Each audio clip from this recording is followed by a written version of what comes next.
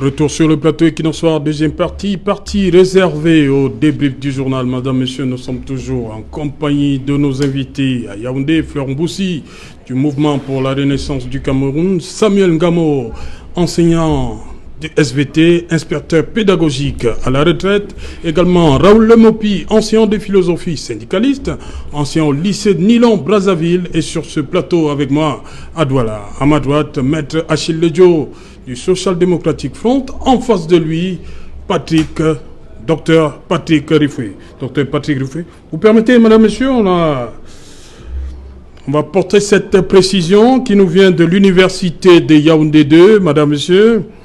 Bonsoir. Contrairement à ce qui vient d'être dit par une militante du MRC sur votre plateau, aucun cas de Covid-19 n'a été déclaré à l'université de Yaoundé 2 depuis la reprise des cours. Cependant, bien avant le 1er juin, date de la reprise, un étudiant étranger de l'université panafricaine a été malade et face aux signes qu'il présentait, il a été pris en charge par le centre médico-social de l'université de Yaoundé 2 sur instruction du recteur. Le tracking a été effectué afin de savoir quels ont été ses contacts. Ces derniers ont également été mis en quarantaine. Cet étudiant n'a pas été au campus car son mal s'est déclaré avant le début des cours. À ce jour, dont aucun cas, je suppose.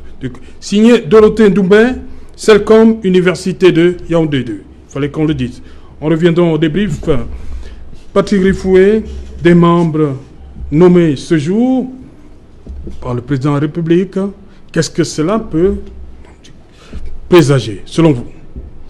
Bon, je commencerai par saluer la nomination de deux camarades, les honorables Marlis Tout et l'honorable Essomba Bengono, qui est un communicant du Lion, et je me félicite. Ils sont récompensés, c'est ça? C'est ce que vous voulez nous dire? Je me félicite de sa nomination parce que les communicants du Lion, nous sommes des petits soldats au service du parti. Comment ça les récompenser? C'est ce que vous voulez dire? Je ne sais pas si c'est une récompense, mais ce que je sais, c'est que l'honorable Essomba Bengono est un monsieur compétent, et je ne doute pas qu'il sera à la hauteur des tâches qui l'attendent au sein du Conseil supérieur de magistrature. Maintenant, effectivement, il y a eu un rajeunissement du Conseil. Je pense que le précédent secrétaire qui avait été nommé au Conseil constitutionnel a été remplacé, donc il y aura probablement... Vous parlez de rajeunissement? On dit Albert Ekonona. Vous connaissez qui est Albert Ekonona? Oui, c'est un ancien gouverneur. Voilà. Oui, et vous parlez de rajeunissement? Rajeunissement, Malis, tout, honorable Renouvellement ou bien rajeunissement? Oui, rajeunissement aussi. Les deux honorables, plus la députée du PCRN, Roland Goissi, qui me semble à moins de 50 ans. Donc, effectivement, de mon point de vue, il y a un renouvellement, mais c'est aussi un rajeunissement. Donc, on attend qu'il se mette au travail, puisqu'il y a un certain nombre de cuvées, je pense que vous l'avez indiqué ici, qui attendent des affectations. Nos tribunaux souffrent souvent d'engorgement de dossiers. Je pense que ça fera du bien aux tribunaux d'avoir de jeunes magistrats qui arrivent, qui veulent montrer qu'ils ont des compétences. Et lorsque Equinox a posé ce problème il y a quelques jours, il ne me semble pas que ça ait gêné le RDPC. C'est une question qui se posait. Lorsque vous avez 3 promotions en attente, il faut qu'elles soient déployées. Il me semble que c'est le simple bon sens. Nous n'avons pas de position particulière là-dessus. Le président de la République a pris ses responsabilités, il a nommé les membres. Il va probablement convoquer une session du Conseil dans les jours qui suivent. Nous espérons que ça sera le plus tôt afin que ces jeunes gens qui sont en attente de déploiement soient déployés et rejoignent leur poste. Je reste avec vous, Patrick Rifoué. Le dernier conseil, c'était le 7 juin 2017. Oui.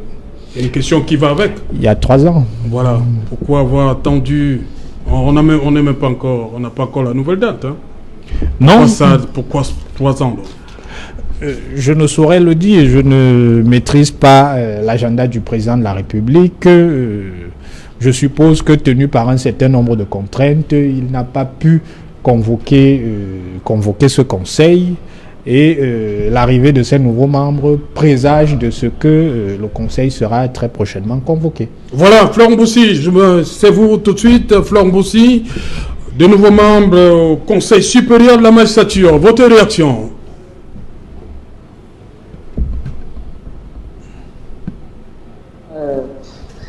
Que dire? Moi, franchement, je crois que la situation du pays est assez grave pour qu'on se préoccupe de simples nominations. Néanmoins, j'aimerais juste souhaiter un très bon appétit aux personnes nouvellement nommées. C'est tout ce que je peux dire. Raoul Mopi, d'autres sentiments? Il a remercié ses camarades qui viennent d'être nommés. C'est ça? Je dis, Patrick Rifoué a remercié ses camarades qui sont nommés comme ça au Conseil supérieur de la magistrature. Vous savez, la politique, c'est ça?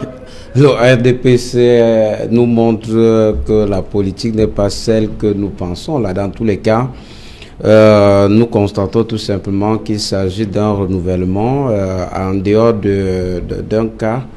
La députée du PCRN, le reste, ce sont des amis qu'on reprend, on refait avec. Regardez même les suppléants.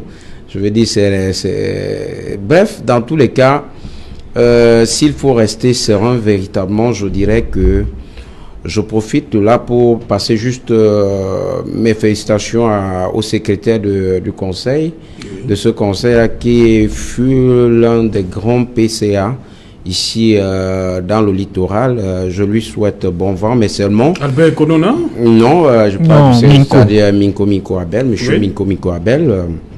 Il a fait ses preuves ici à la cour d'appel du littoral et nous lui souhaitons bon vent en tant que juriste tout simplement. Oui. Le reste maintenant, en tant qu'homme politique, nous pensons que le RDPC est encore dans sa gestion cacophonique de la cité. Personne ne comprend pas comment est-ce que un pilier comme la justice est aussi délaissé. Le Conseil supérieur de la magistrature, c'était cette instance, pour parler de façon très triviale, c'est cette instance qui régule l'organe judiciaire au Cameroun.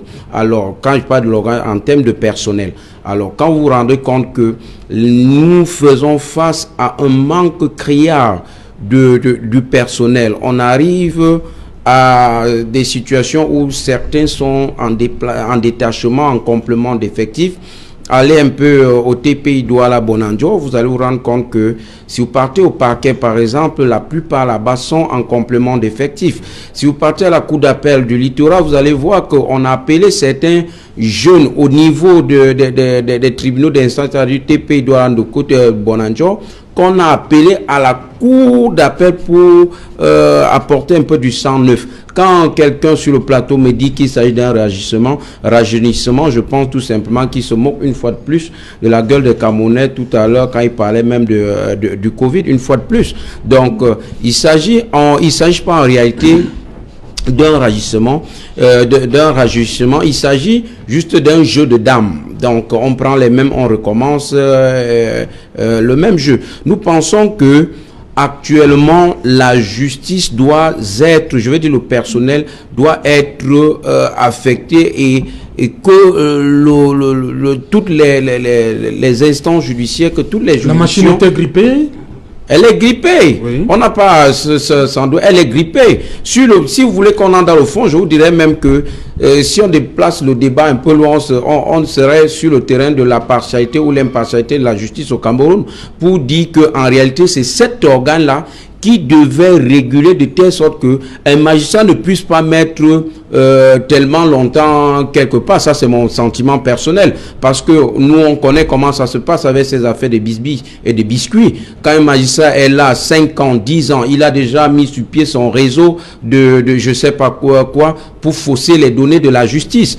Nous pensons tout simplement que le président de la République, c'est lui qui, comme l'a dit, c'est lui qui est le garant de la justice au Cameroun, le président de la République, il se devait de véritablement convoquer à chaque moment, dans des intervalles réguliers, ce conseil afin que les magistrats un peu véreux puissent savoir que d'un moment à l'autre, on peut mettre leur dossier sur la table du conseil, de ce conseil-là. On ne comprend pas comment. De 2007, je pense, 5 juin 2017, autant pour moi, à aujourd'hui, on est à plus de 3 ans. Vous comprenez que c'est un peu comme un laisser-aller. On sait que quel que soit ce qu'on va faire, il faut attendre au moins 3 ans, 4 ans pour que le dossier puisse passer sur la table du conseil. Nous disons que ça, c'est autant de manquements et le RDPC gagnerait à faire autrement. Nous ne faisons pas la politique pour récompenser les tontons, les amis, non. La politique... Mais ça relève quand même du pouvoir discrétionnaire du chef de l'État. Et ça, si ça relève de son pouvoir civil et militaire. Mais si ça relève de son pouvoir, permettez, je vous coupe pas, s'il vous plaît. Alors, si ça relève de son pouvoir discrétionnaire, ça n'empêche pas que l'homme politique que je suis puisse faire une analyse là-dessus. La distribution des responsabilités au sein de la cité est très discutée. Vous comprenez? Elle est très discutée. On se rend compte que... ça peut même faire l'unanimité. Si ça ne devrait pas faire l'unanimité, ça devrait tendre vers là. Quand il y a beaucoup de points de vue divergents, vous comprenez qu'il y a un problème. Ok, merci. Samuel Gamon, je suis à vous. Samuel Gamon, les membres sont désormais connus. Le président de la République, le ministre d'État chargé garde des Sceaux, qui assure Laurent Esso, le ministre d'État Laurent Esso, qui est le vice-président de ce conseil, et les autres membres sont désormais connus. Rien n'empêche plus que le Conseil supérieur de la magistrature se tienne donc. Samuel Gamon. Merci encore, Serge Alain. J'espère seulement que tout ce que vous venez de décrire là est le déclencheur de la dormance dans laquelle nous nous trouvons depuis 3 ans. Parce que personnellement, j'ai beau analyser le contexte dans lequel on se trouve, je ne trouve pas pourquoi depuis 3 ans le Conseil ne s'est pas réuni. Je ne trouve pas pourquoi.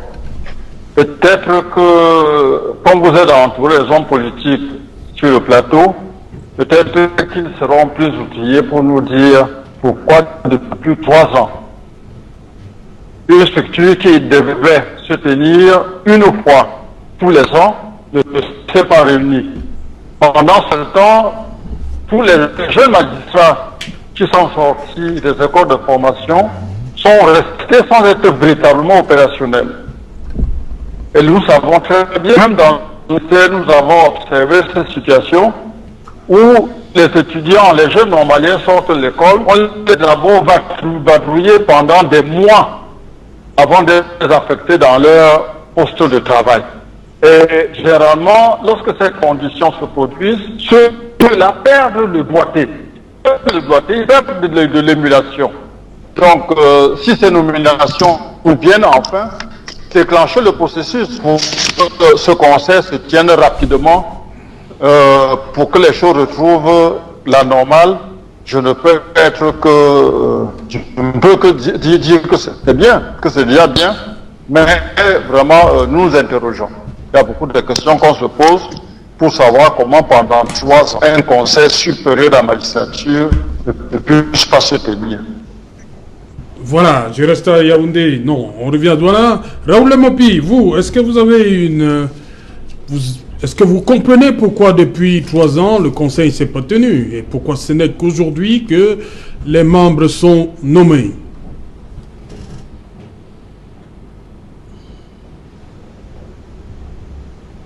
Alors, Monsieur Serge Aloudou, vous allez me permettre, avant de répondre à votre question, de tirer un coup de chapeau particulier à notre secrétaire national, M. Kafo, et à mon camarade, M. Encore qui travaille, n'est-ce pas, à redynamiser le mouvement syndical du SNAES, syndicat national autonome de l'enseignement du secondaire.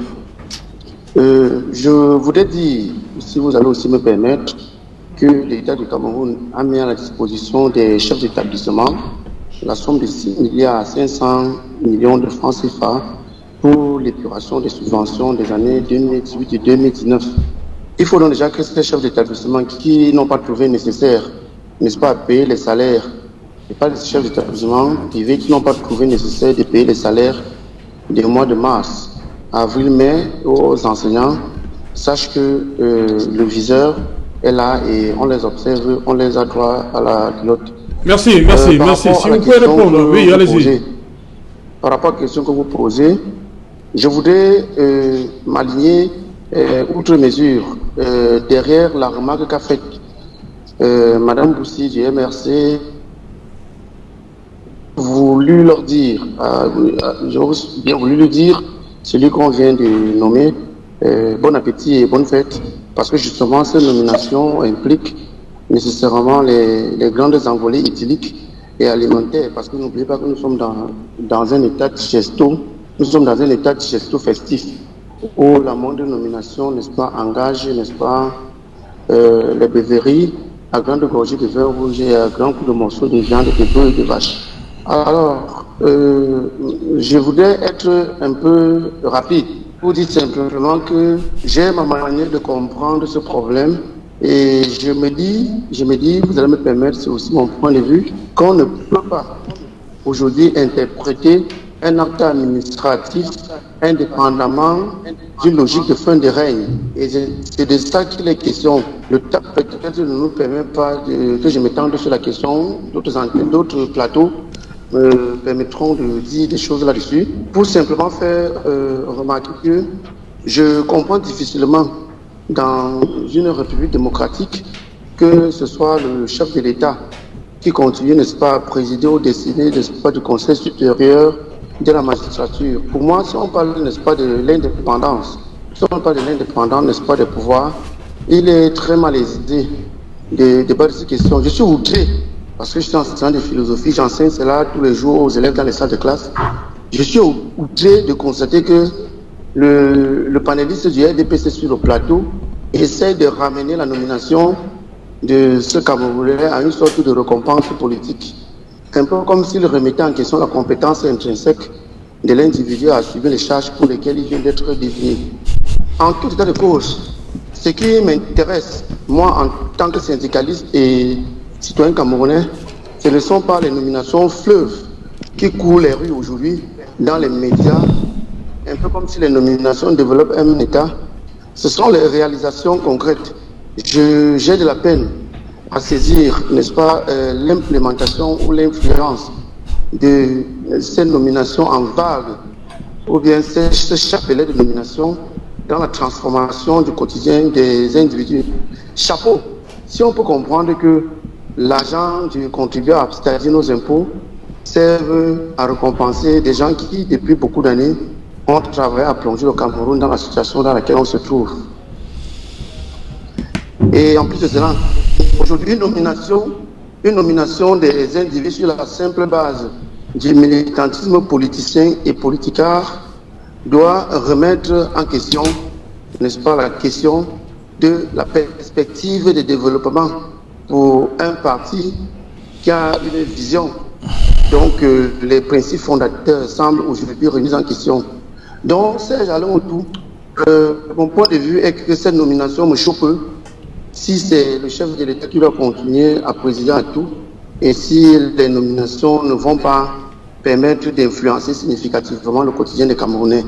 Je veux rappeler en passant que jusqu'au jour d'aujourd'hui, on continue d'attendre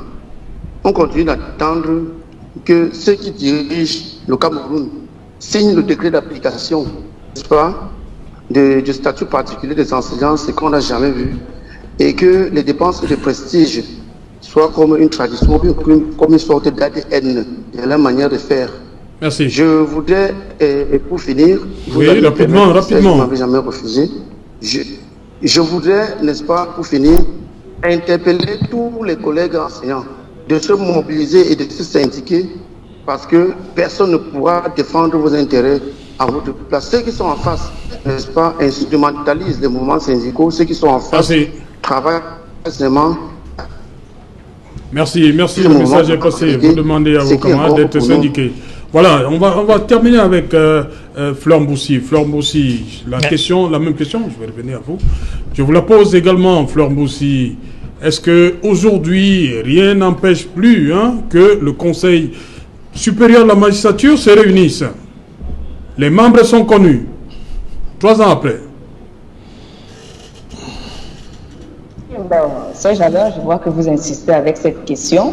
Oui. Comme je vous le disais, je refuse de m'intéresser à cette question pour la Pourquoi? simple et bonne raison qu'on Pourquoi? Oui. une période très difficile actuellement et je pense que c'est de la pure distraction pour moi.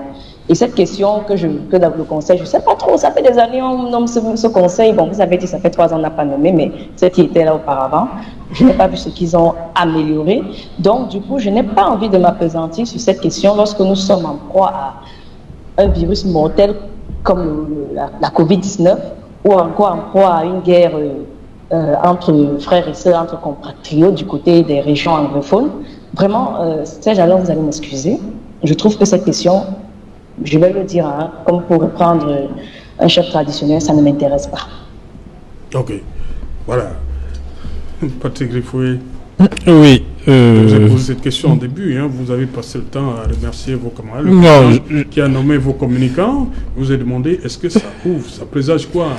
Je n'ai pas éludé votre question et je vais y répondre. Mais avant de répondre à votre question, j'ai entendu un certain nombre de choses. J'aimerais dire à l'intention de M. Lemopi qu'il a l'outrance facile, mais la compréhension difficile. Et ça, c'est un peu dommage pour un enseignant de philosophie, parce que ce qu'on enseigne en philosophie, l'une des branches de la philosogie, c'est la logique. Vous attaquez aussi M. Lemopi. Oui, et je vais expliquer pourquoi. Pourquoi vous l'attaquez? Je vais expliquer pourquoi. Première chose, les personnalités nommées au Conseil supérieur de la magistrature, vous avez des personnalités désignées par l'Assemblée nationale. Donc, elles sont nécessairement des personnalités politiques. Vous avez des personnalités... Attendez, le texte dit exactement ceci. Oui. Le Conseil supérieur de la magistrature suprême est présidé par le président de la République. Oui. Alinéa, c'est l'article 1er. Non, regardez l'acte de nomination.